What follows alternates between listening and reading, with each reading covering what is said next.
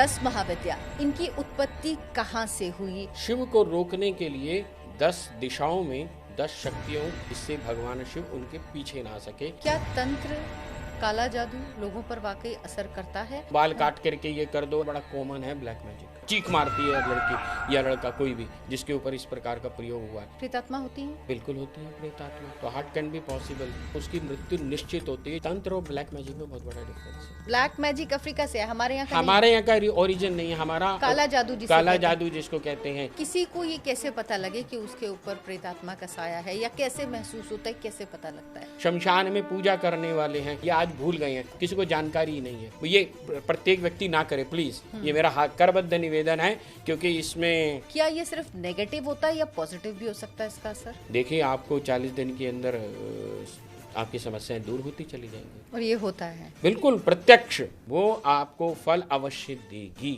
ये मैं गारंटी के साथ कह रहा हूँ। अगर यदि किसी व्यक्ति को आध्यात्मिक गति और मति चाहिए तो उसके लिए भी है। यदि संसार चाहिए, नौकरी चाहिए, आदि इत्यादि चाहिए, तो वो भी प्राप्त हो जाता है। आप भगवान से क्या मांग रहे हैं, जो भी आप मांग रहे हैं वो एम्पलीफाई हो जाएगा। व्यक्ति ने 10 लाख रुपए कमा लिए, अमित शाह जी, वो वहाँ पर नित्य जाते रहते हैं, वहाँ उपासना के लिए, वहाँ दर्शन के लिए जाते रहते हैं। वहाँ पे सौभाग्यवती स्त्रियां जो है दर्शन ना करें, अन्यथा बीपी आपका बढ़ना शुरू हो जाएगा, शूट अप हो जाएगा। क्या जो सामान्य हम घर में पूजा करते हैं, क्या पीरियड्स के दौरान लड़कियां वो पूजा कर सकती हैं या नहीं करनी चाहिए? आपका विचार शुद्ध होना चाहिए। ये वो शक्तियां हैं जो राजाओं को भी राज्य प्रदान कर देती हैं। इनकी उत्पत्ति कहाँ से हुई? उसके बाद विध्वंस हुआ। कण कण में शिव है, शिव ही तो व्याप्त है हर जगह। काल नियंत्रणात् काली, हम शिव से प्रसन्न होकर आए हैं पुनः शिव बनने के लिए। कोई भी यहाँ पुरुष नहीं है। हाँ।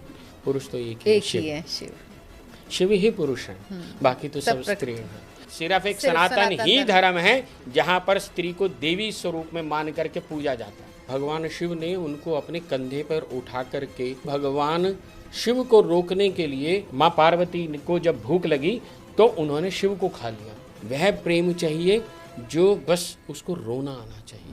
नमस्कार दर्शकों, दार्चना शो में आपका बहुत बहुत स्वागत है।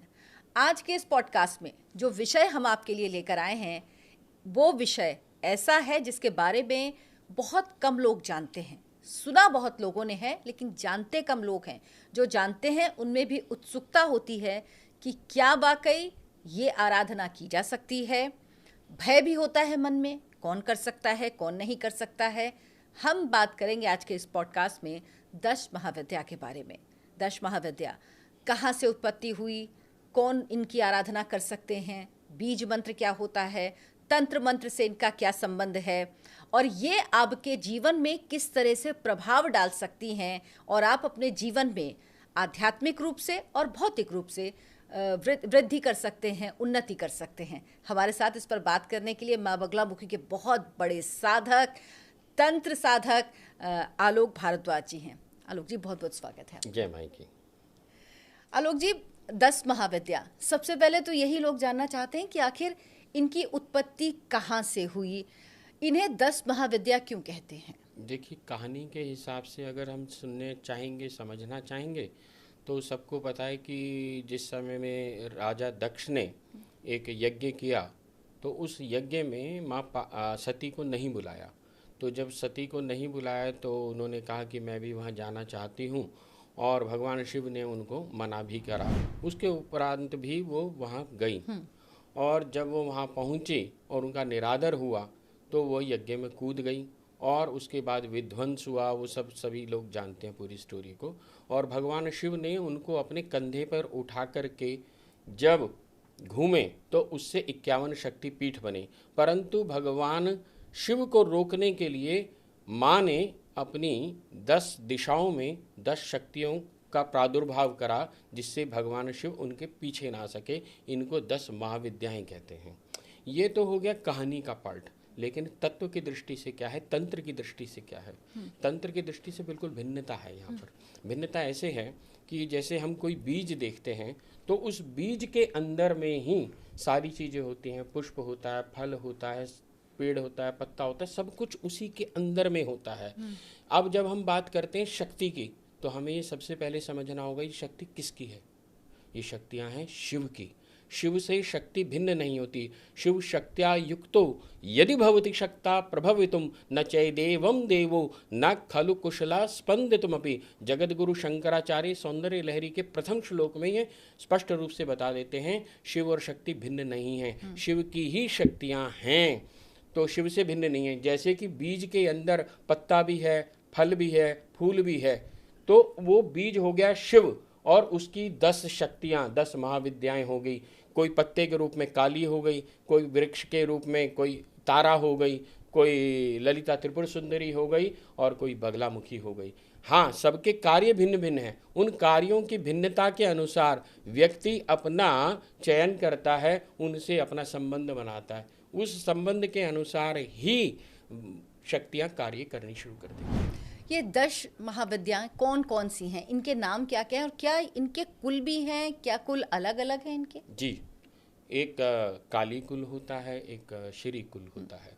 ज़्यादातर साधना के अंदर इस तरह से नहीं होना चाहिए कि श्री कुल वाले काली कुल में पूजा करनी शुरू कर दें और काली कुल वाले श्री कुल की पूजा काली कुल की कौन कौन सी महाविद्याएं काली, और श्री काली, तारा, छिन्नमस्ता, ये सारी काली कुल में आ जाती हैं। और ललिता त्रिपुर सुंदरी, बगलामुखी और कमला, ये सारी श्री कुल की आ जाती हैं। तो इस तरह से 10 महाविद्याओं की काली कुल और श्री कुल इस तरह से बनता है।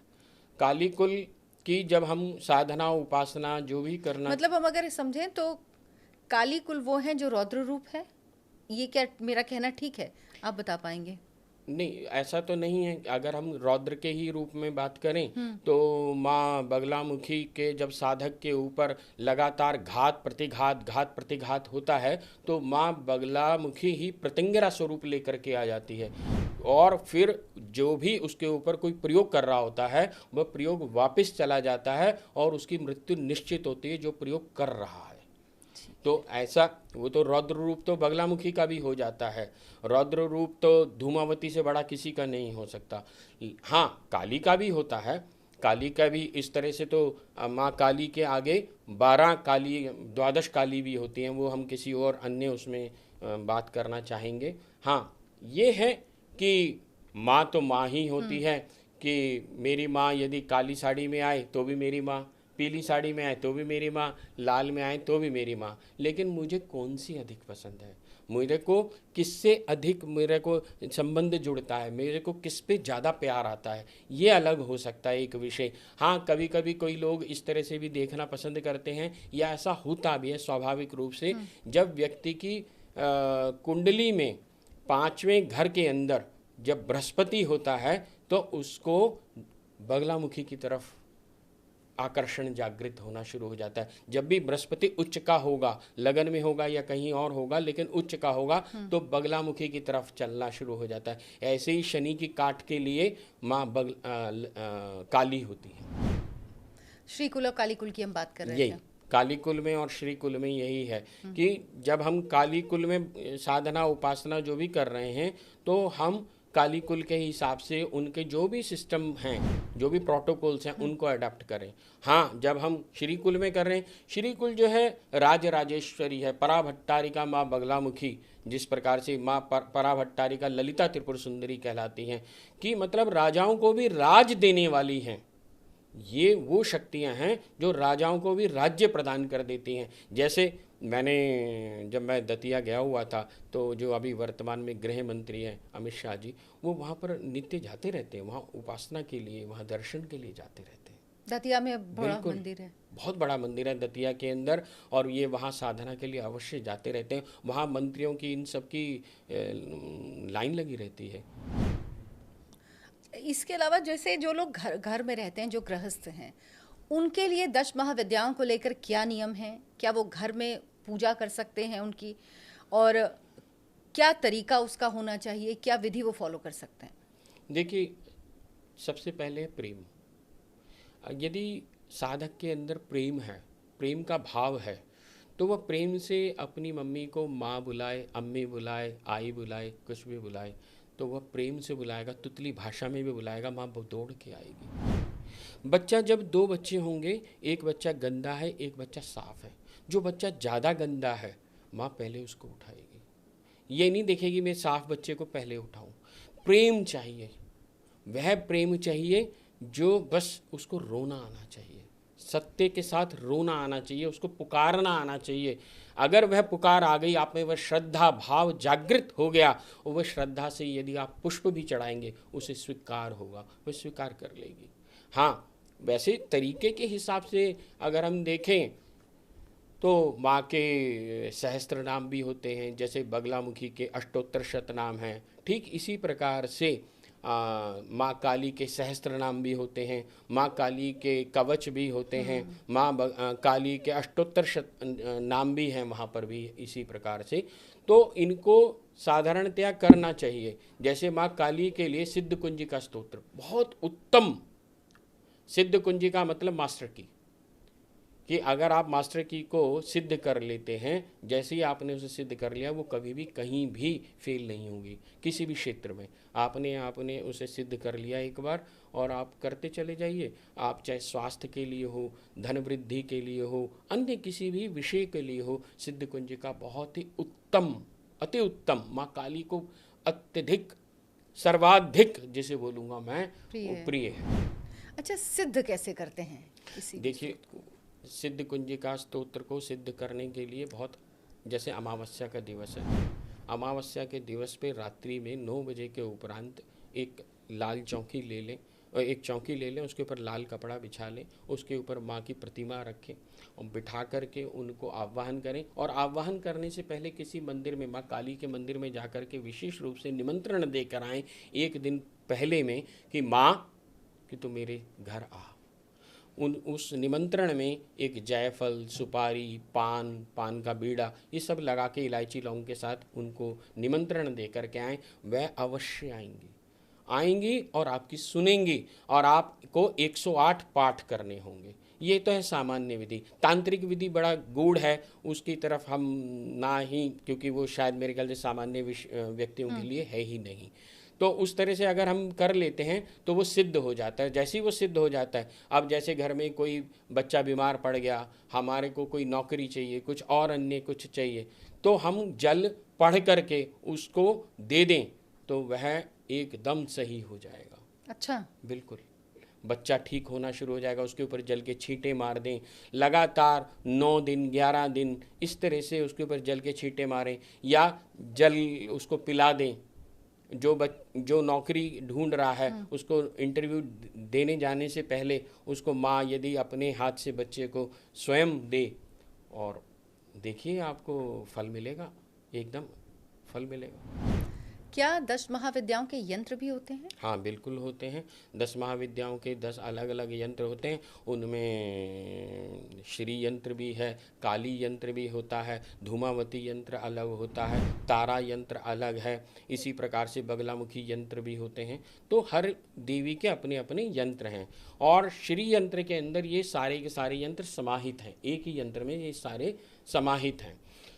तो अगर कोई व्यक्ति मात्र माँ बगलामुखी की उपासना साधना करना चाहता है तो बगलामुखी का यंत्र रख सकता है। माँ काली की साधना करना चाहता है तो माँ काली का यंत्र रख करके उस पर पूजा अर्चन शुरू कर सकता है। उसके ऊपर पुष्प चढ़ाए, डेली उस पर सिंदूर लगाए, उस पर इत्र लगाए। इत्र लगाने से ऐश्वर्य की प्राप्ति होती है, नाम विख्यात होता है। यदि आपको नाम ख्याति चाहिए, नाम की विख्याति चाहिए, तो आप अपने यंत्र के ऊपर रोज इत्र लगाएं, आपका नाम विख्यात होना शुरू हो जाएगा। आप उसमें मीठे का कोई भी प्रसाद लगाएं, आपको धन समृद्धि मिलनी शुरू हो जाएगी। तो इस प्रकार से है।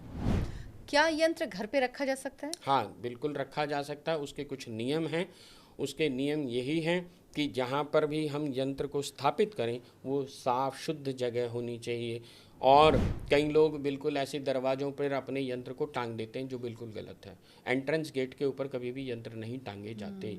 जहाँ पूजा साधना आराधना हो वहीं पर ही यंत्र रखना चाहिए। और विशेष रूप से तो तांत्रिक प्रयोग तो ये है कि जब हम यंत्र रखें, जैसे माँ काली का यंत्र रखें तो काले कपड़े में उसके लपेट करके रखें। अच्छा। और जब साधना उपासना करें तो उसको अनावृत कर ले, यानी खोल दें। खोल करके उनको स्नान कराएं। पहले शुद्ध जल से स्नान कराएं, दूध से स्नान कराएं, फिर स्नान करा के साफ करें। साफ करने के उपरांत चंदन रोली का टीका करें और इत्र वगैरह लगा करके उनके ऊपर जो है लौंग इलायची का भोग डेली लगाएं। और अगर आप लगा सकते हैं तो डेली 2 पान के मीठे बीड़े लगाएं। देखिए आपको 40 दिन के अंदर आपकी समस्याएं दूर होती चली जाएंगी। और ये होता है? बिल्कुल, प्रत्यक्ष प्रत्यक्ष, ये मैंने बहुत बार देखा। अच्छा, क्या हर महाविद्या के भैरव अलग अलग होते हैं? हाँ बिल्कुल, हर एक के भैरव अलग अलग होते हैं। माँ बगलामुखी के भैरव अलग हैं, काली भैरव अलग हैं। तो वो विषय की गूढ़ता है। जैसे जैसे हम उसमें अंदर जाने लगेंगे, उसके तांत्रिक रहस्य को भी प्रकट करना पड़ेगा, समझना पड़ेगा। और अगर बाह्य दृष्टिकोण से देखेंगे, सांसारिक सिर्फ हमें अभिलाषा, इच्छा यही है कि नौकरी मिल जाए, कोई संतान की समस्या है वो दूर हो जाए, या कुछ अन्य अन्य समस्याएं हैं जो कि सांसारिक हों, तो उनके लिए भी है। और अगर यदि किसी व्यक्ति को आध्यात्मिक गति और मति चाहिए तो उसके लिए भी है। वहाँ पर क्या है, चेतना को हमें उच्च स्तर पर लेकर के जाना पड़ेगा। चेतना जैसे ही हमारी उच्च स्तर पर जाएगी, चेतना की क्योंकि अधिष्ठात्री देवी होती है माँ बगलामुखी, माँ बगलामुखी की साधना उपासना करने से चेतना जागृत होनी शुरू हो जाती है और माँ विशेष रूप से कृपा करती है चेतना में। अब जैसे किसी बच्चा है, कोई व्यक्ति है, वो गलत जगह बैठता है, गलत संगत में बैठता है, उसे समझ ही नहीं आ रहा मैं गलत कहाँ हूँ, उसके दोस्त हैं ये जो भी हैं। अब माँ बाप बोलते हैं कि बच्चा बेटा ये तुम ये मित्र वगैरह ठीक नहीं है आपके, ये सब अच्छे नहीं हैं। वो समझ ही नहीं पाता, उसकी चेतना में आता ही नहीं है। तो जैसे ही माँ बगलामुखी के यदि उसके परिवार के लोग साधना उपासना करने शुरू करते हैं, उसकी चेतना जागृत हो जाती है और वो उन मित्रों से दूर हो जाता है और उसको दिशा मिलनी शुरू हो जाती है और वह जागृति की तरफ चलना शुरू हो जाता है। यदि संसार चाहिए, नौकरी चाहिए, आदि इत्यादि चाहिए तो वो भी प्राप्त हो जाता है। यदि उसको माँ की गोद चाहिए, माँ का प्रेम चाहिए, माँ की भक्ति चाहिए तो वो भी प्राप्त हो सकता है। ये तो भक्त के ऊपर निर्भर करता है। और महाविद्याओं की उपासना कैसे करते हैं? क्या आप किसी एक महाविद्या की उपासना कर सकते हैं या एक व्यक्ति कई महाविद्याओं की उपासना कर सकता है? जैसे आपने बताया कि 2 कुल जो हैं, श्रीकुल श्रीकुल और कालीकुल, उनमें नहीं मिला सकते, लेकिन क्या श्रीकुल की ही 2 महाविद्याओं का कोई पूजन कर सकता है, उपासना? देखिए, अब समझने की बात बहुत सामान्य सी है। जब हम एवरेस्ट पे चढ़ते हैं तो हो सकता है वहाँ पर जाने के 10 रास्ते हों, तो 10 रास्तों में से हमें हमारा उद्देश्य क्या है? एवरेस्ट पर जाना, ना कि उद्देश्य है कि 10 रास्तों से जाना। हाँ। अगर हम एक बार ऊपर पहुंच गए तो हमें आवश्यकता नहीं है कि अब हम दूसरे रास्ते से जाएं। हाँ, यदि हमें ऐसा लग रहा है कि इस रास्ता हमारे लिए कंटकाकीर्ण है, हमें वहाँ सुगमता नहीं मिल पा रही, हम उसमें सफल नहीं हो पा रहे, तो किसी गुरु के सानिध्य में जा कर के, क्योंकि एक और सबसे बड़ी आज समस्या हो रही है कि जब तक व्यक्ति इंटरनेट या किसी भी और अन्य माध्यमों से साधना या उपासना करना शुरू कर देता है तो उसको सफलता नहीं मिलती। क्यों? क्योंकि मंत्र चेतन नहीं मिल पाता, चैतन्य मंत्र चाहिए। जब तक चैतन्य मंत्र नहीं मिलेगा तो वह प्रसव नहीं कर पाएगा। जब तक प्रसव नहीं होगा तो फिर समस्या बनी रहेगी। अब क्या है, जैसे अब मंत्र क्या होता है, मंत्र को हमें समझना होगा। मंत्र का जो वर्ण है, यानी जो उसका शरीर है वो शब्द है, और उसकी आत्मा जो होती है वो भाव होता है। यदि भाव ही नहीं है तो आप मरी हुई डेड बॉडी को लेकर के घूमते रहो, उससे क्या होगा? कुछ होगा तो। बहुत लोग लेकिन मंत्र जाप करते हैं, भाव कैसे आए?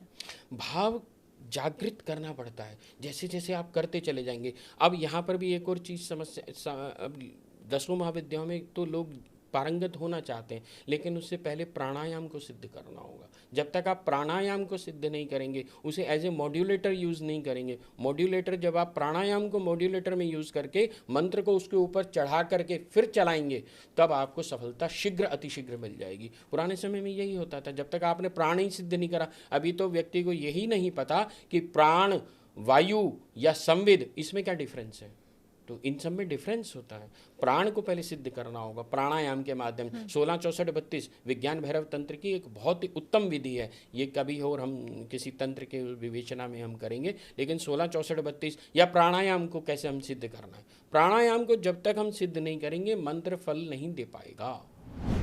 ये बेसिक है करना, बेसिक है। या फिर गायत्री करें, क्योंकि गायत्री से क्या होगा, देखिए आप सपोज कीजिए किसी व्यक्ति ने 10 लाख रुपए कमा लिए, लेकिन उसको यही नहीं पता मैं इन्वेस्ट कहाँ करूँ। अगर राइट इन्वेस्टमेंट नहीं है तो रिजल्टेंट भी जीरो हो जाएगा। आपने 10 लाख रुपए कमाए, किसी बच्चे को दे दिए और उसने सही जगह इन्वेस्ट नहीं करा तो जीरो हो गया, डेड हो गया। अब शक्ति तो आ रही है, लेकिन शक्ति की संभाल कैसे होगी? आपका शरीर तैयार ही नहीं है उस शक्ति को संभालने के लिए। क्योंकि जैसे ही आप पब्लिक उसमें जाते हैं, जैसे कि प्लेटफॉर्म पर जाते हैं, आप रेलवे स्टेशन पे जाएंगे, आप हॉस्पिटल्स में जाएंगे, आप पब्लिक टॉयलेट्स में जाएंगे, जैसे ही आप इन स्थानों पर जाएंगे वैसे ही आपकी एनर्जी जो है क्षीण होनी शुरू हो जाती है। अब इसमें एक और चीज़ है, कई लोगों को गलत आदतें पड़ जाती हैं अलग एक स्त्री से अधिक से संभोग करने के लिए, जैसे वो जाने की कोशिश करते हैं, तो उसमें भी व्यक्ति की एनर्जी चली जाती है। जो भी उसने साधना उपासना करी जीरो हो जाती है। अच्छा। इसको रोकना चाहिए। जब तक वो नहीं रोकेगा तो संभव ही नहीं है, उसको फल ही नहीं मिलेगा। अब इसको कैसे करना चाहिए, ये भी उसको संभाल के लिए ही गायत्री चाहिए।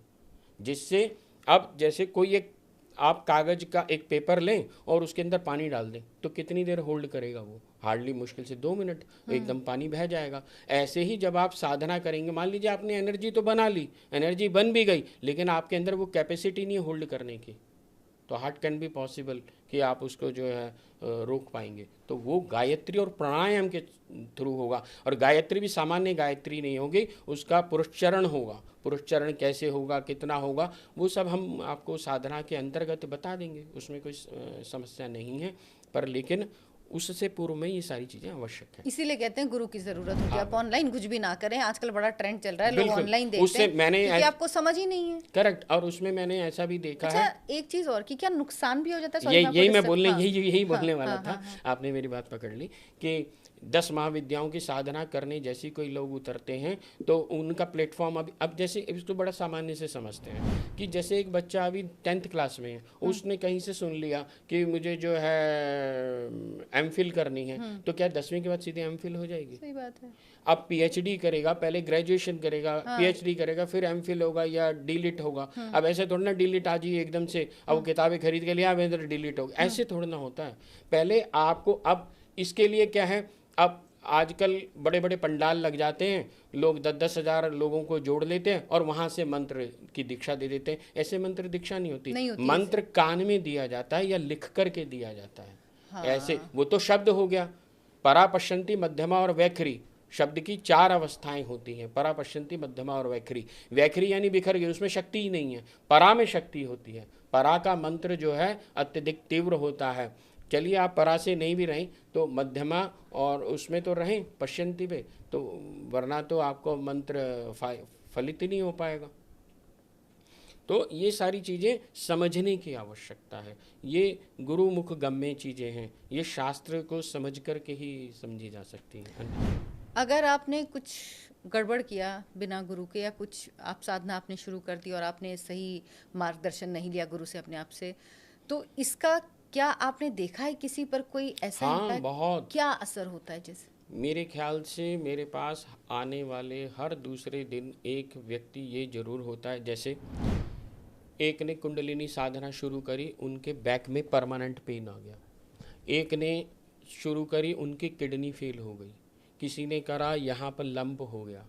और हाइपरटेंशन जिसे बीपी बोलते हैं, बीपी की कॉमन समस्या है। जो भी साधना 10 महाविद्याओं की गहरे में उतर करके करना चाहते हैं बिना गुरु के या बिना सही राइट उसके डायरेक्शन के, तो उसमें क्या होता है, सबसे पहले हाइपरटेंशन। उन्हें यही नहीं पता चलता मैं गुस्सा क्यों कर रहा हूँ, घर में लड़ना शुरू कर देते हैं। कितनी सारी महिलाएं मेरे पास की जी, जब से ये साधना पूजा करने लग गए हैं तब से पता नहीं क्या होता है इनको। तो और एक और चीज़, यहाँ मैं वैसे तो विषय नहीं है लेकिन फिर भी बहुत सारे लोग जो हैं हनुमान चालीसा को खड़े होकर के करते हैं। जब भी आप हनुमान चालीसा को खड़े होकर के करेंगे, आप में क्रोध की उत्पत्ति हो जाएगी। माँ काली की साधना जब भी आप खड़े होकर के करेंगे, आप में क्रोध की उत्पत्ति हो जाएगी। आपको आसन लेकर के बैठ के ही करना चाहिए, अन्यथा बीपी आपका बढ़ना शुरू हो जाएगा, शूट अप हो जाएगा। ये मैंने प्रत्यक्ष देखा, अनुभव किया है, 25 साल से मैं देखता आ रहा हूँ। और हम देखते हैं मंगलवार को आप जिस तरह का विषांतर हो जाएगा, लेकिन बात जब हुई है तो बात करना ज़रूरी होता है कि मंगल को बहुत लोग मंगलवार को जाते हैं मंदिर, हनुमान जी के मंदिर, और वो खड़े होकर हनुमान चालीसा पढ़ते हैं। कभी भी जब भी हनुमान चालीसा पढ़े, मैंने बहुत सारे लोगों को देखा शिव तांडव या हनुमान चालीसा या कुछ भी करते हैं, वो क्रोध में आके गुस्से में करते हैं। आप एम्पलीफाई क्या कर रहे हैं? क्रोध को। आप भगवान से क्या मांग रहे हैं? जो भी आप मांग रहे हैं वो एम्पलीफाई हो जाएगा। तो आप अगर क्रोध से कर रहे हैं तो क्रोध एम्पलीफाई हो जाएगा, अगर आप प्रेम से कर रहे हैं तो प्रेम हो जाएगा। यदि आपके चित्त के अंदर, आपकी चेतना में प्रेम जागृत है तो आप प्रेम बरसाएंगे, आपको चारों तरफ प्रेम ही प्रेम मिलेगा, आपको भी प्रेम मिलेगा, आप भी प्रेम बांटेंगे। अच्छा, क्या 10 महाविद्याएं जो हैं तांत्रिक देवियां होती हैं, ये कहना सही है? हाँ बिल्कुल। देखिए, अब इसको फिर थोड़ा सा समझेंगे कि क्या है ना कि तंत्र और ब्लैक मैजिक में बहुत बड़ा डिफरेंस है। तंत्र है मेटाफिजिक्स, और जो ब्लैक मैजिक है वो it is came from the Africa.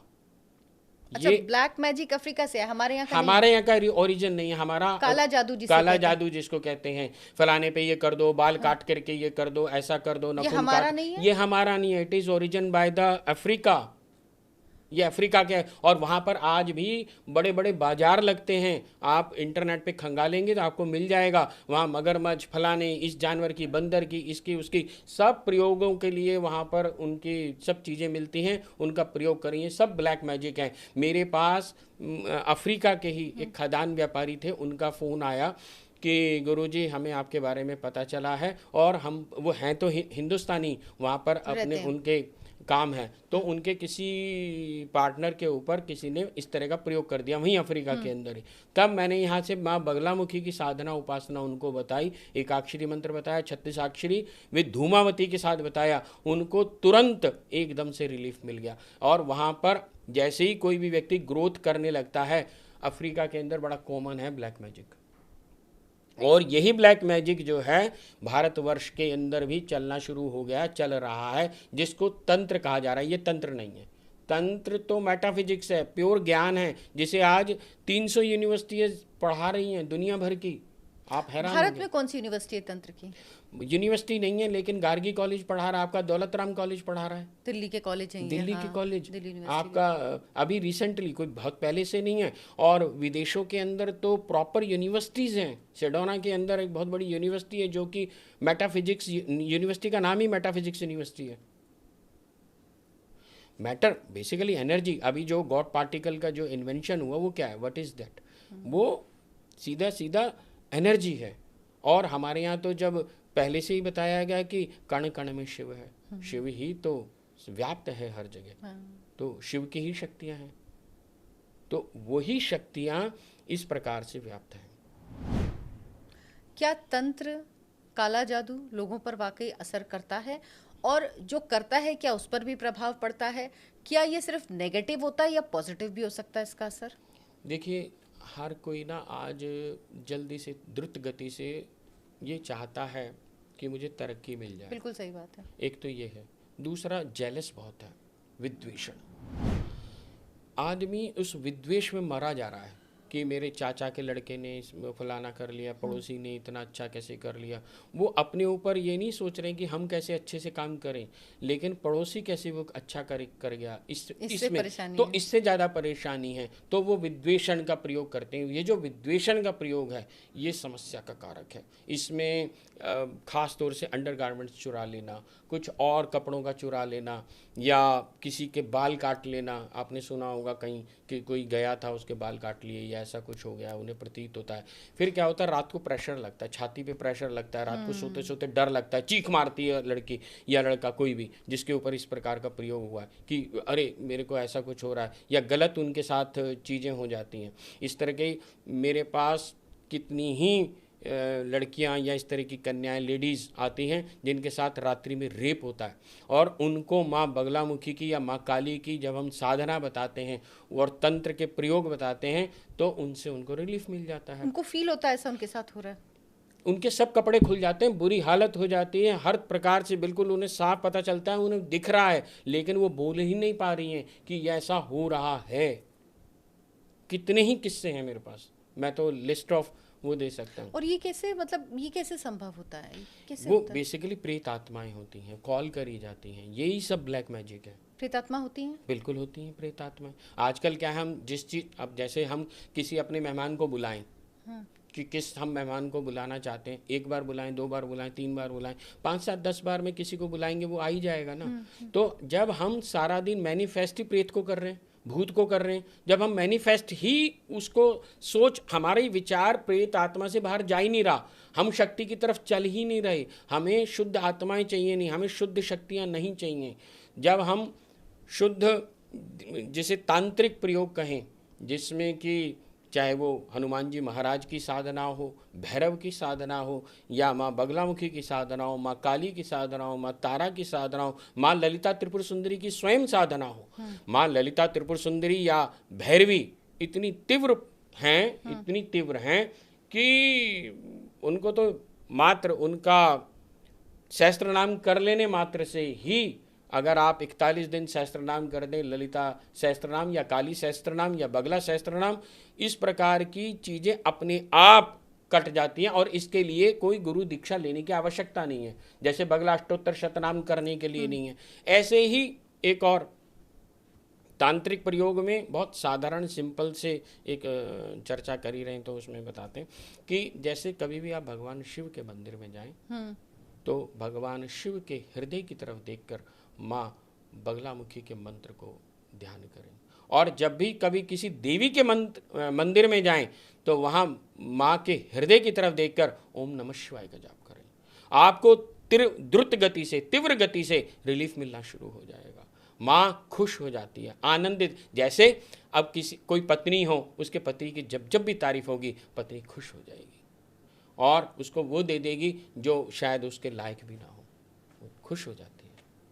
तो इसी प्रकार से भगवान शिव की तारीफ करने पर भगवान उनके हृदय में, क्योंकि दूसरा एक और है, जैसे बगलामुखी हृदय है, ऐसी काली हृदय स्तोत्र भी है। जब काली हृदय का स्तोत्र का पाठ करा जाता है तो माँ काली आपके हृदय में बैठनी शुरू हो जाती है और आप काली के हृदय में बैठना शुरू हो जाते हैं। जब आप काली के हृदय में बैठेंगे तो आप छोटी सी बात समझिए, जब कुत्ता भी कहीं बैठता है तो उसको भी साफ करके बैठता है। तो जब माँ आपको माँ के हृदय में आप बैठेंगे या माँ आपके हृदय में बैठेगी तो वो आपके बुरे विचारों को, बुरी चीज़ों को, बुरी सब जो भी होंगे उन सबको साफ करके ही तो बैठेगी। जब वह बुरे सब विचार चले जाएंगे, आपका भाग्य उन्नत और उज्जवल अपने आप हो जाएगा।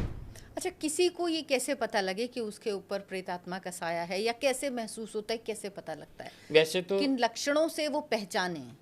देखिए, सबसे पहले उसके साथ समस्या क्या आनी शुरू हो जाती है, जब भी घर वाले ये बोलते हैं कि भाई मंदिर चलो, तो उसे ना अंदर से खींच आती है। ऐसा व्यक्ति जिसके ऊपर प्रेत आत्मा या भूत या कोई भी नेगेटिव एंटिटी उसके साथ जुड़ी होती है, तो उसको रात्रि में या दिन में भी लाइट बंद करके अंधेरे कोने कमरे में बैठने का मन करता है कि मैं बस यहीं बैठा रहूं। और ऐसे बच्चा या ऐसा व्यक्ति कोई भी होगा वो रोएगा, उसको ना अंदर से, उससे कभी पूछ लो भाई क्यों रो रहा है, पता नहीं, बस रोने का मन करता है, रोने का मन करता है। कोना पकड़ लेगा, लाइटें वाइटें बंद कर देगा, कोने में बैठा रहेगा, फिर उसको उठाओ, चिड़चिड़ा हो जाएगा, आपको उसे कुछ भी काम करेंगे हेल्थ गिरनी शुरू हो जाएगी, इतनी बुरी तरह से गिरेगी, इतनी बुरी तरह से गिरेगी। या परिवार में प्रयोग तो एक के ऊपर हुआ है, लेकिन परिवार की आर्थिक संपन्नता समाप्त होनी शुरू हो जाएगी। जो वो कार्य कर रहा था उसका बौद्धिक स्तर गिरना शुरू हो जाएगा, गलत कार्यों में लग जाएगा। ऐसे मैंने बहुत सारे देखे हैं जहाँ पर ऐसा हुआ है कि कोई प्रयोग हुआ और वो नशे की लत में पड़ गया। और नशा भी कोई छोटा मोटा नहीं, जैसे जिसको आप पंजाब में चिट्टा या अलग अलग नामों से, इस गहरे उस लत में पड़ जाते हैं, फिर वहाँ से निकालने के लिए भी बड़ी समस्या बन जाती है।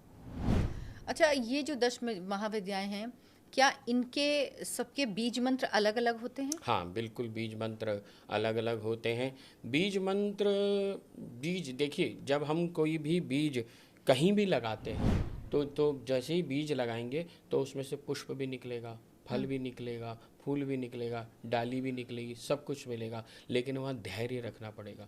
जैसे माँ बगलामुखी का जो बीज मंत्र होता है वो 36 लाख के ऊपर, 36 लाख जाप अगर आप कर लें बगलामुखी के बीज मंत्र का, तो उसके बाद आपकी दशा और दिशा सब बदल जाएंगी, मनोदशाएं बदल जाएंगी, आपका चित्त चेतना बिल्कुल बदल जाएगी। अब यहाँ पर क्या है, वैसे भी चेतना के लिए विशेष रूप से जब ये बात चर्चा चल रही है तो मैं प्रत्यभिज्ञा हृदय के विशेष रूप से उसमें आया, चित्ते चेतन पदा दवरूढ़ा चैत्य संकोचनी चित्तम। चित्ती ने ही अपने स्वरूप को नीचे ला करके चित्त स्वरूप में, इस संसार को चैत्य बोलते हैं, इस संसार के का निर्माण करा। जब व्यक्ति गलत दिशाओं में चला जाता है, लेकिन अगर उसमें कहीं कोई संस्कार हैं पूर्व जन्म के, चाहे इस जन्म के, या परिवार में ऐसी कोई है जो पूजा साधना आराधना कर रहे हैं, तो वो वापस आ जाता है, कहीं ना कहीं वापस आ ही जाएगा। ठीक है, गलत चला गया। अब जग जाहिर है, वैसे तो सभी को पता है कि संजय दत्त जो थे वो नशे में चले गए सब। मैंने उनको अपनी आंख से देखा जब वो दतिया के अंदर माँ बगलामुखी की साधना करवाने गए थे कुमार गौरव के साथ। तो उसके बाद ही उनको वहाँ से मुक्ति मिली। अच्छा, कहते हैं कि 10 महाविद्याओं को आप नहीं चुनते, वो आपको चुनती हैं। हाँ, ऐसा कह सकते हैं। वैसे इससे पूर्व में मैं इसमें थोड़ा सा एक छोटा सा बात जोड़ना चाहूँगा कि गुरु को आप नहीं चुनते, गुरु आपको चुनता है। हाँ, आपके अंदर इच्छा होनी चाहिए कि मुझे गुरु चाहिए, बस निवेदन डाल दो भगवान शिव के चरणों में, निवेदन डाल दो हनुमान जी महाराज के चरणों में या भैरव के चरणों में, मुझे गुरु दे दे। और गुरु कैसा होना चाहिए? गुरु वो होना चाहिए जिसके चरणों में बैठने के उपरांत आपका मन शांत हो जाए, आपका मन अधीर ना हो, भागे ना, आपको लगे कि सब कुछ तो मिल गया, मुझे आवश्यकता ही नहीं है प्रश्न करने की। जैसे ये गुरु के सामने बैठता है, प्रश्न आता है और गुरु को पता चल जाता है, मानो उसके हृदय में स्वयं जवाब भी आ जाता है। ये जो प्रश्न और उत्तर का जो जवाब और सवाल का ये है, यही है प्रेम, यही है गुरु और शिष्य के बीच के संबंध।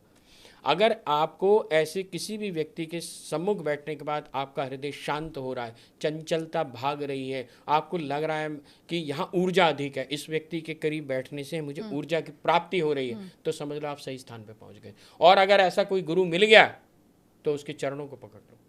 अगर आपने उसके चरणों को पकड़ लिया, आपको 10 महाविद्याएं फलित हो जाएंगी। कोई भी जो भी विद्या वो आपको पकड़ा देगा वो फलित हो जाएगी, चाहे वो बगलामुखी हो, काली हो, ललिता त्रिपुर सुंदरी हो, तारा हो, कोई भी हो, वो आपको फल अवश्य देगी। ये मैं गारंटी के साथ कह रहा हूँ। अच्छा, इनको महाविद्याएं क्यों कहते हैं? इसके पीछे कोई हाँ, विद्या जैसा कि नाम से ही पता चल रहा है, ये ज्ञान के, ये फॉर्मलेस है, ये ज्ञान है। जैसे हम किताब पढ़ते हैं तो किताब में जो भी शब्द लिखा है वो किताब में ही रहता है, लेकिन उसका ज्ञान हमारी बुद्धि में उतर आता है। तो जैसे माँ बगलामुखी के विषय में बात करते हैं तो माँ बगलामुखी क्या है, उनका चतुराक्षरी मंत्र, माँ की 4 भुजाएं उनके हाथ में, एक में अंकुश है, एक में पाश है। तो ये जो चतुराक्षरी मंत्र है ये दिखाता है कि माँ का स्वरूप ये है। वो माँ धूमावती जो है मोक्ष प्रदात्री देवी होती है, मोक्ष की देने वाली देवी है। इसीलिए दतिया में जब कोई व्यक्ति जाते हैं तो वहाँ विशेष रूप से लिखा हुआ है कि वहाँ पे सौभाग्यवती स्त्रियाँ जो है दर्शन ना करें। क्यों? उसके पीछे सिर्फ एक ही रहस्य है कि जैसे ही सौभाग्यवती स्त्री वहाँ पर दर्शन करने के लिए जाती है तो सबसे बड़ी साधना में एक समस्या है काम की। जैसे ही व्यक्ति साधना करने शुरू करता है उसमें काम प्रज्वलित हो जाता है, काम की उत्पत्ति होनी शुरू हो जाती है। वो कहता है मुझे ऐसे ऐसे दृश्य दिख रहे हैं, बिल्कुल पोर्नोग्राफी टाइप से लगता है, और वो अपने आप को ऐसा महसूस करता है कि मैं कितना गंदा हूँ, ये सब चीज़ें हैं। तो उस काम का शमन करने के लिए धूमावती की साधना करी जाती है। यदि अब एक स्त्री और पुरुष यानी कि पति और पत्नी के बीच में से काम ही चला जाएगा तो उनके संबंध नीरस हो जाएंगे। तो जब वो संबंध नीरस हो जाएंगे तो इसीलिए वहाँ पर बताया गया है कि माँ धूमावती की जो सीधे दर्शन जो है स्त्रियों को नहीं करना चाहिए, वरना काम जा सकता है। और दूसरा ये भी है कि माँ पार्वती को जब भूख लगी तो उन्होंने शिव को खा लिया। तो शिव को जब खा लिया तो शिव उनके अंदर ही हैं। ये अद्वैत का द्योतक है। अद्वैत, द्वैत और अद्वैत सब जगह में द्वैत है। शिव बाहर हैं, शक्ति भी बाहर हैं, लेकिन धूमावती में ही शिव हैं। वो अद्वैत की द्योतक हो गई। अद्वैत की सिद्धि जिसको करनी है, अद्वैत को समझना है, तो वो उससे हैं। और भी बहुत सारे उनके वो हैं। जैसे किसी भी हम देवी के चित्र को देखेंगे, वहाँ माँ के उन्नत वक्षस्थल हैं, लेकिन माँ धूमावती के जो वक्षस्थल हैं वो बिल्कुल ऐसे हैं। क्यों? क्योंकि माँ देती नहीं है, वह मोक्ष प्रदात्री है। अगर हमें संसार की या साधना में जाने के लिए कुछ भी चाहिए तो वह माँ दुग्ध पान कराती है, अमृत का पान कराती है। इसीलिए बगला का नाम जो है बगलामुखी क्यों है? बा यानी कि ज्ञान की देवी, यानी कि सिद्धि की देवी। माँ ला यानी पृथ्वी तत्व हो जाता है, और जो इसको चैतन्य रूप में प्रकट करा दे वो बगला। ऐसी काली, काल नियंत्रणात् काली, हम शिव से प्रसन्न होकर आए हैं पुनः शिव बनने के लिए, और यही शिव को प्रशस्त कराती है। सबसे पहली कोई यात्रा कराती है साधना में तो वो काली है। काली ही जब हम साधना करते करते चले जाते हैं और इस संसार से विमुख कराती है, क्योंकि तारा में और काली में कोई ज़्यादा फर्क नहीं, सिर्फ कैंची का फर्क है। जब वो कैंची, जब माँ काली को ये पता चल जाता है कि अब साधक इस स्तर पर आ गया है कि अब ये संसार को छोड़ सकता है, संसार को छोड़ना चाहता है, तो जब वो संसार को छोड़ना चाहता है तो वह उसका हाथ तारा को पकड़ा देती है, तो वो संसार से काट देती है। तो अब वह उसकी गति और मति पूर्ण रूपेण साधना की तरफ चलनी शुरू हो जाती है। एक जटा तारा, नील तारा, त्रिजटा, अलग अलग तारा के भी अलग अलग स्वरूप हैं। जैसे कि अभी हमने बताया कि माँ काली के 12 काली के स्वरूप हैं। ये काश्मीर शैव दर्शन से बहुत अच्छे से इसको समझ में आता है। महामहेश्वर आचार्य अभिनव गुप्त ने इसको बहुत अच्छे से समझाया है। यदि हम तंत्र की परिकल्पना करते हैं, इस राष्ट्र को गौरवान्वित करना चाहते हैं, इस राष्ट्र को पुनर्स्थापित करना चाहते हैं एज ए विश्वगुरु, तो हमें कश्मीर को साथ लेके चलना होगा, कश्मीर के ज्ञान को साथ लेके चलना होगा। हमें ये भी ध्यान रखना होगा, जब आक्रांताओं ने यहाँ पर आग लगाई थी तो वह कम से कम 9-10 महीने इसकी लाइब्रेरियाँ जलती रही। 20 लाख हमारे इंडेक्स रजिस्टर जल गए। और महामहेश्वर आचार्य अभिनव गुप्त जो 1000 वर्ष पूर्व हुए, उन्होंने तंत्र में इतना काम करा है। आपका नाट्य शास्त्र आज जो चल रहा है वह महामहेश्वर आचार्य अभिनव गुप्त की वजह से। उन्होंने वीणा के बहुत पारंगत थे। वो तो क्या बताऊं, वो तो बस मैं जब बोलता हूं तो मेरे पास शब्द चले जाते हैं। स्वामी जी, माँ छिन्नमस्ता को जब देखती हूँ ना तो मतलब थोड़ा मन में ना भाव आता है कि ये कैसे संभव है कि अपना ही नहीं, बेसिकली क्या है, छिन्नमस्ता की जब हम बात करते हैं वो कुंडलिनी शक्ति है। अच्छा। जब ईड़ा पिंगला सुषुम्ना, तो ईड़ा पिंगला और सुषुम्ना, देखिए सबसे पहले हमें, अगर हम इस डिपिक्शन को, आइकोनोग्राफी को ही समझना है तो हमें समझना होगा कि एक पुरुष और स्त्री संभोग की अवस्था में है, दोनों नीचे लेटे हुए हैं और उनके ऊपर में ये ऊर्जा चढ़ रही है। यानी कि जो काम की ऊर्जा है, यदि उसे दिशा मिल जाए तो वह ईड़ा पिंगला से हट करके सुषुम्ना में चढ़ जाती है। जब सुषुम्ना में वह चली जाती है तो वह सीधी सहस्त्रसार से मिलती है। तो जब सहस्त्रसार में आ जाती है और जब नीचे से कट होता है काम का, यानी काम को काट करके उसको ऊर्ध्वगामी बनाया गया है, तो ये छिन्नमस्ता हो गई। इसीलिए इसका नाम छिन्नमस्ता है, इसका मस्तक कट गया। यही ललिता त्रिपुर सुंदरी है, क्योंकि ललिता त्रिपुर सुंदरी स्वयं कुंडलिनी शक्ति है। और क्या बताऊं, श्री विद्या तो संपूर्ण तंत्र ही श्री विद्या है। इसका तो मतलब अगर हम एपिसोड बना लेंगे शायद 10 एपिसोड ही श्री विद्या पे चले जाएंगे। इतना इतना बृहत ज्ञान है, इतना बहुत विशालतम। और इसके ऊपर भी जब थोड़ा सा जब हम श्री विद्या पे आए हैं तो जिस समय में कश्मीर में हमला होने वाला था, जिस समय उसका विध्वंस होने वाला था, तो उससे पूर्व ही श्री विद्या साउथ चली गई थी। इसीलिए आज भी साउथ में श्री विद्या बहुत आपको घर घर में मिलेगी। जगत गुरु शंकराचार्य जी इतने निष्णात, इतने प्रवीण, इतने उत्कृष्ट थे, सिद्ध हस्त थे, सिर्फ इसीलिए थे क्योंकि वो बचपन से ही श्री विद्या के उपासक थे। माँ उनको साक्षात थी, साक्षात। 10 महाविद्याओं की उपासना क्या महिलाएं कर सकती हैं या किस कोई खास विद्या की उपासना कर सकती हैं? सभी विद्याओं की 10 महाविद्याओं में जो जिसको भा रहा है या जिससे जिसको प्रेम हो रहा है वो उसकी उपासना कर सकती हैं। वैसे तो प्रेम का ही है, जिसको जैसा अच्छा लगे वो कर सकता है। अब आपने स्त्री और पुरुष की बात करी तो मेरी दृष्टि में और तंत्र की दृष्टि में भी कोई भी यहाँ पुरुष नहीं है। हाँ, पुरुष तो एक ही है, शिव ही पुरुष है, बाकी तो सब स्त्री हैं। अगर हम कश्मीर की लल्लेश्वरी को पढ़ेंगे, समझेंगे तो हमें ये बात समझ में आएगी। किसी ने उन्हें बताया, जब उन्हें ज्ञान जागृत हुआ तो जैसे ही उनमें ज्ञान जागृत हुआ लल्लेश्वरी को, तो वो निर्वस्त्र हो गई, वो जगह जगह घूमने लग गई।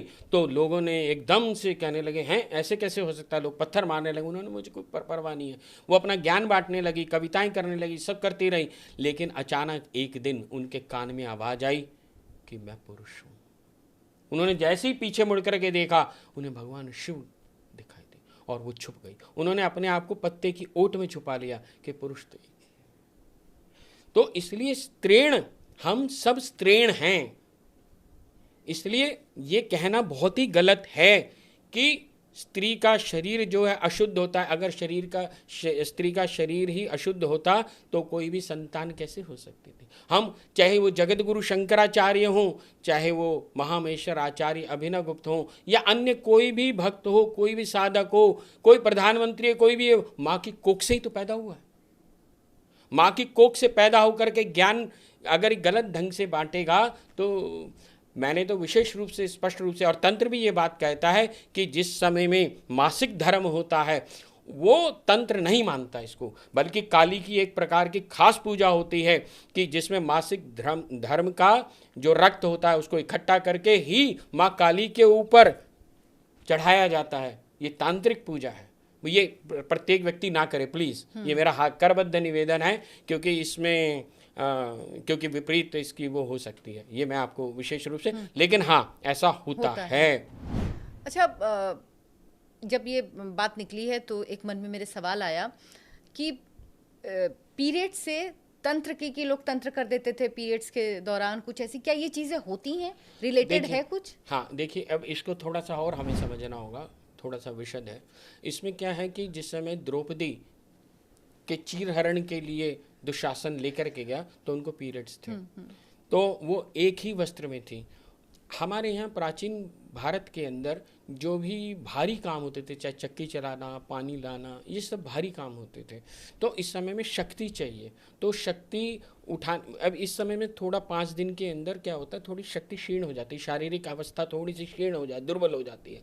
तो उस समय में 5 दिनों के लिए ये कहा जाता था कि भी आप रेस्ट करो लेकिन जाप करो, एक अलग कमरे में रहिए। द्रौपदी उस समय जाप कर रही थी, जिस समय में उनको खींच करके दुशासन लेकर के गया था। लेकिन जाप के लिए मना नहीं था। ठीक है, आप माला पे नहीं करेंगे, लेकिन आप जैसा अभी हमने बताया कि उसी रक्त का प्रयोग माँ काली पर, माँ काली भी तो स्त्री है। और अगर इतना ही बुरा होता तो अम्बुवाची का जो कामाख्या का मेला है वो तो पूरा इसी पर ही लगता है। तो ऐसा नहीं है। ये कहीं ना कहीं जिस समय में हम जब मुगल काल के अंदर आए तो क्योंकि इनके यहाँ स्त्री जो है ढकी और उस तरह से रहती है, तो हमने अपनी स्त्रियों को भी, हमारे यहाँ गार्गी हुई हैं, एक से एक विदुषी हुई हैं। आप वेदों को पढ़ें, मैं सैकड़ों ही आपको नाम बता सकता हूँ जिसके अंदर पूरा वार्तालाप हुआ है याज्ञवल्क्य से गार्गी का। तो हमारे यहाँ तो स्त्रियों को ऐसा नहीं था कि आप घर में बैठी हैं और मतलब एक वही धर्म है जहाँ पर स्त्रियों को इतना ऊंचा स्थान प्राप्त है। हमारा सिर्फ एक सिर्फ सनातन सनातन ही धर्म। धर्म है जहाँ पर स्त्री को देवी स्वरूप में मान करके पूजा जाता है। स्वामी जी, मेरा एक सवाल है, क्या जो सामान्य हम घर में पूजा करते हैं, रोज में जो भी लोग पूजा करते हैं अपने घर में, क्या पीरियड्स के दौरान लड़कियां वो पूजा कर सकती हैं या नहीं करनी चाहिए? देखिए, अगर यहाँ पे संप्रदाय का थोड़ा सा फर्क आ जाता यही है। समझना शैव और चाहिए। शाक्त जो हैं इसको नहीं मानता। 3 संप्रदाय होते हैं कि 4?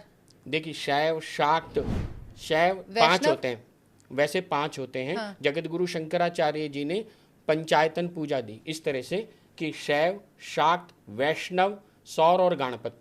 हाँ, जो सौर की पूजा करते हैं, जिसको आप छठ पूजा बिहार में मानते हैं, जो हम कहते हैं ये सौर की ही पूजा है असलियत में। माँ पार्वती ने जब पूजा करी थी शिव को प्राप्त करने के लिए, उनका एक नाम अपर्णा हो गया था। तो अपर्णा नाम क्यों पड़ा? जब उन्होंने पर्ण को भी खाना बंद कर दिया, यानी पत्ते को भी खाना बंद कर दिया। तो जब पत्ते को भी खाना बंद कर दिया तो शरीर कैसे चलेगा? जिसको हम फोटोसिंथेसिस कहते हैं, प्रकाश संश्लेषात्मक जो पत्ता होता है, वह पत्ता अपना भोजन सूर्य की किरण से ले लेता है। ये रेणुका तंत्र में बताया गया है। तो उस समय में पार्वती ने उस रेणुका तंत्र के माध्यम से, यानी कि सूर्य की किरण से जो भोजन है, अपना भोजन, इस शरीर को चलाने लायक जितना, तो वो भोजन ले लेते थे। ये रेणुका तंत्र में विशेष रूप से आया। ये आज भूल गए हैं, किसी को जानकारी ही नहीं है। ये हमारा जो है उसमें सौर उसमें आ जाता है। ठीक है। हमारे यहाँ 12 सूर्य मंदिर थे जिनको विध्वंस कर दिया गया। जिनका कश्मीर में मार्तंड मंदिर था, जो एक पाकिस्तान में चला गया। आपका उड़ीसा में कोणार्क मंदिर है। अलग अलग इस प्रकार के मंदिर थे। ये अलग अलग कोनों पे बने हुए थे, इस तरह से बने हुए थे जिससे उनकी ऊर्जा भारत को प्रतिस्थापित करती थी, ऊर्जामय बनाती थी। और उसको जैसे ही खंडित करा गया, वह ऊर्जा का विध्वंस होना शुरू हो गया। अब क्या, ये हो गया सौर का। गणपत यानी गणपति की, गणपति जी की पूजा आप सबसे पहले करेंगे। अलग अलग उच्छिष्ट गणपति, ये तांत्रिक हो जाता है, तो कि कहीं भी किस तरह से करा जाता है। ऐसे ही वैष्णव, जो वैष्णव संप्रदाय है, वह थोड़ा सा अलग तरीके से चलते हैं कि वो शरीर की शुद्धता पर अधिक बल देते हैं। शैव और शाक्त शरीर से अधिक विचारों और मन पर अधिक देते हैं कि आपका शरीर से मतलब नहीं है। अगर आप अघोरी जिसको बोले, शमशान में पूजा करने वाले हैं, वो इस चीज़ की ध्यान ही नहीं देते कि कौन शुद्ध है कौन अशुद्ध है। आपका विचार शुद्ध होना चाहिए, शरीर नहीं। शरीर क्या है? शरीर तो, अब एक व्यक्ति है जो बहुत अत्यधिक बीमार है, जिसने सारे जीवन बहुत साधना उपासना करी है, और जिसके लैट्रिन लगी हुई है, चारों तरफ हो गया, नहीं उठ पा रहा बेचारा, तो क्या वो साधना नहीं कर सकता? क्या वो जाप नहीं कर सकता? क्या उसको ऐसा नहीं है? यही तो अनुत्तर की अवस्था है तंत्र के अंदर। अनुत्तर की अवस्था क्या है? भगवान जिस समय बुद्ध जब इनकारनेशन हो गया, उनको जब जिस समय में पूरा का पूरा एनलाइटमेंट हो गया उनके अंदर, वो जो भी प्रश्न थे उनके, उसके उत्तर मिलने शुरू हो गए। जब प्रश्न और उत्तर समाप्त हो जाते हैं, वह अनुत्तर की अवस्था होती है। यही शिव की अवस्था है। जब आप शांत हो जाते हैं, जब आपको कोई अज्ञानता ही तो मन है। मन क्या है? हाँ, बेसिकली कि भाई ये नहीं करना वो करना है। किसी ने बता दिया सीधे हाथ से नहीं करना, उल्टे हाथ से। हम इसी में फंसे हुए हैं। हम इस बात पे क्यों नहीं ध्यान देते कि भाव के साथ करना है। ये इस बात पे अधिक ध्यान देते हैं कि उल्टा हाथ से नहीं करना, सीधे हाथ से नहीं करना, काले कपड़े नहीं पहनने, नीले कपड़े नहीं पहन, फलाना नहीं। अरे भाव लेकर के आओ भाई। नीला फूल चढ़ाओगे, पीला फूल चढ़ाओगे, इससे कुछ नहीं हो रहा। 4 मुखा दिया जलाओगे, इससे कुछ नहीं होगा। भाव यदि नहीं है, भाव है तो सब कुछ है, भाव नहीं तो कुछ नहीं। तो वो एक तरह से फिर वो खाना पूर्ति हो जाती है। वो तो बस ऐसे ही है ना। अब जैसे बच्चा पढ़ रहा है सिर्फ दिखाने के लिए, जो किताब मैंने ले रखी है 6 घंटे तक, लेकिन उसे समझ कुछ नहीं आ रहा। स्वामी जी, पूजा, उपासना और साधना, बहुत बड़ा, इन तीनों में क्या अंतर है? बहुत बड़ा, बहुत अच्छा प्रश्न है आपका। पूजा, उपासना और साधना।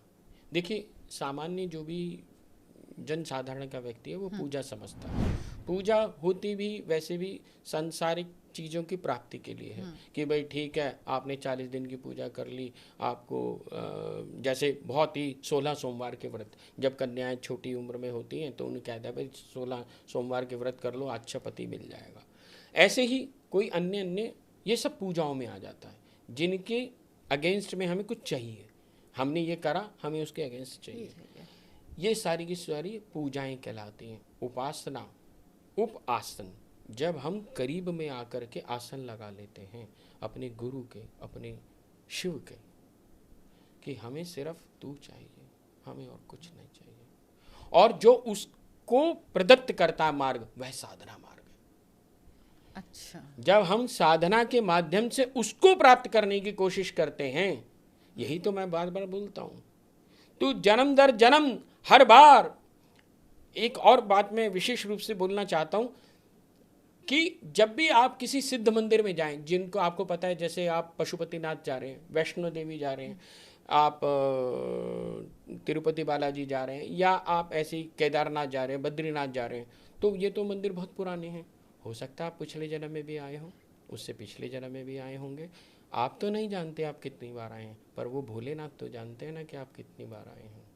आप जब जब भी जाकर के उनसे मांगेंगे तो वो बताएंगे कि तू पिछली बार भी तो पत्नी मांगने आया था, तू पिछली बार भी तो मकान मांगने आया था, तू मुझसे मुझको कब मांगेगा ये बता, तू मुझे ये बता कि तू मुझसे मुझको कब मांगेगा, मेरी गोद कब मांगेगा।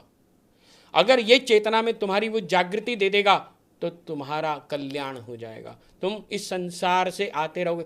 मैं तो बार बार बाबा से एक ही बात बोलता हूँ कि एक बच्चा है, उसका बाप भी नर्सरी क्लास में पढ़ा, उसका बाबा भी नर्सरी क्लास में पढ़ा, उसकी 10 पीढ़ियां नर्सरी क्लास में पढ़ती जा रही हैं, तुम भी नर्सरी क्लास में पढ़ रहे हो। तुम्हारा उत्थान कब होगा? तुम कब इस संसार को छोड़ करके जाओगे? तब कब तुम उसकी गोद मांगोगे? कब ये चाहोगे कि माँ तू मुझे अपनी गोद में बिठा के अपना स्तनपान करा? बस ये इच्छा होनी चाहिए व्यक्ति की, बाकी तो वो अपने आप कर लेगी।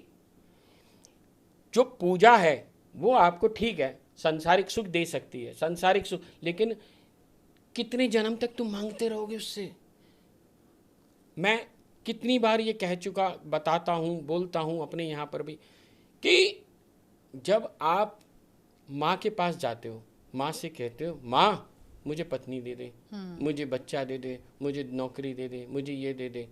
जब आप रेड लाइट पे खड़े होते हो, गाड़ी में बैठे होते हो, एक भिखारी भागा भागा आता है, तो आप शीशा चढ़ा लेते हो कि उतारते हो, और अपना नोट वोट निकाल करके सारे पकड़ा देते हो। तो जब तुम भीख मांगने उसके पास जाते हो तो वो भी कहता आ गया भिखारी। या तो आप कंप्लेंट करते हो या भिखारी। कब आपका शुक्राना कब करते हो कि माँ तूने मुझे ये सब दिया, मैं तेरा थैंक्स करने आई हूँ। मैंने आज तक एक भी व्यक्ति नहीं देखा जिसकी लॉटरी लगी हो और वो भाग के मंदिर आया हो, माँ धन्यवाद तूने मेरी हमेशा कंप्लेंट करने आते हैं। किस लिए? कि मुझे ये नहीं हुआ, मुझे वैसा नहीं हुआ, मुझे ये नहीं मिला, मुझे वो नहीं मिला। जब तक तुम कंप्लेंट करते रहोगे, तुम साधना कब करोगे? तुम उपासना कब करोगे? तुम पूजा में पड़े रहोगे। तुम पूजा में, ठीक है, पूजा में वो प्रारंभिक स्थिति है, प्रारंभिक है, ABCD जैसे शुरू करते हैं वहां भाई से प्ले स्कूल में तो जाना ही पड़ेगा ना, बिल्कुल प्ले स्कूल में जाना पड़ेगा, एग्रीड। लेकिन कितनी बार, how many times you will come in the same position? हाँ बिल्कुल, वहीं से कब तक शुरू करते हैं। दुर्गा सप्तशती विशेष रूप से इसको बताती है। जब भगवान विष्णु का 5000 साल तक बाहु युद्ध चला, वो बाहु युद्ध क्या है कि 5000 बार आप गर्भ दर गर्भ बदल बदल कर आई जा रही हैं, जाई जा रहे हैं, आई जा रहे हैं, जाई जा रहे हैं। तो तब आपकी चेतना जागृत होगी। जब आपकी चेतना जागृत होगी, को हम, मैं ही तो शिव हूं, हम शिव से प्रच्छन्न होकर आए हैं पुनः शिव बनने के लिए, तब यात्रा प्रारंभ होती है। आपका विष्णु जागृत हो जाता है, विष्णु सो जाता है, माया कहीं हट जाती है। जैसे ही माया हटती है तो साधना प्रारंभ हो जाती है। यहाँ तक पूजा चलती है। ये सब पूजाएं हैं कि हाँ मुझे मकान चाहिए, दुकान, इसको कोई बुराई नहीं है, संसार की दृष्टि से ठीक है, आप करो कोई, लेकिन कहीं ना कहीं अब जब तक आप बड़ा लक्ष्य नहीं रखोगे, छोटे को कैसे प्राप्त करोगे? विवेकानंद ने स्पष्ट रूप से कहा है कि आप उच्च के लक्ष्य को रखो, नीच की प्राप्ति स्वयं हो जाएगी। स्वयं हो जाएगी, सही बात है, अपने आप हो जाएगी, उसमें क्या बात है। स्वामी जी बहुत बहुत धन्यवाद आपका। मतलब बात कर रही तो लगता है बात करती ही जाऊँ, इतनी सारी चीज़ें, लेकिन हम फिर से पॉडकास्ट करेंगे। और मैं लोगों से भी कहूँगी कि आपने बहुत सारी बातें सुनी, लेकिन आप किस विषय पर और पॉडकास्ट सुनना चाहते हैं? माँ बगलामुखी पे हम अगला अपना एपिसोड करेंगे। इसके अलावा और किन चीज़ों पर आप चाहते हैं कि हम स्वामी जी से बात करें, आप ज़रूर हमें कमेंट करके बताएं, और हम कोशिश करेंगे कि हम उस विषय पर पॉडकास्ट ज़रूर करें। स्वामी जी बहुत बहुत धन्यवाद। आप जय माई की। आप लोगों से गुजारिश है, हमारे चैनल को सब्सक्राइब कीजिए और इस वीडियो को ज़्यादा से ज़्यादा लोगों तक पहुंचाइए। मुझे ऐसा लगता है कि शायद ही आपने ऐसा पॉडकास्ट दश महाविद्या पे सुना होगा, देखा होगा, क्योंकि जो जानकारी आपको इसमें मिली है, जो भ्रम आपके मन के दूर हुए, जो भय दूर हुआ है, वो शायद ही कभी आपको इतनी क्लैरिटी आई हो। बहुत बहुत शुक्रिया आप सबका, धन्यवाद, नमस्कार।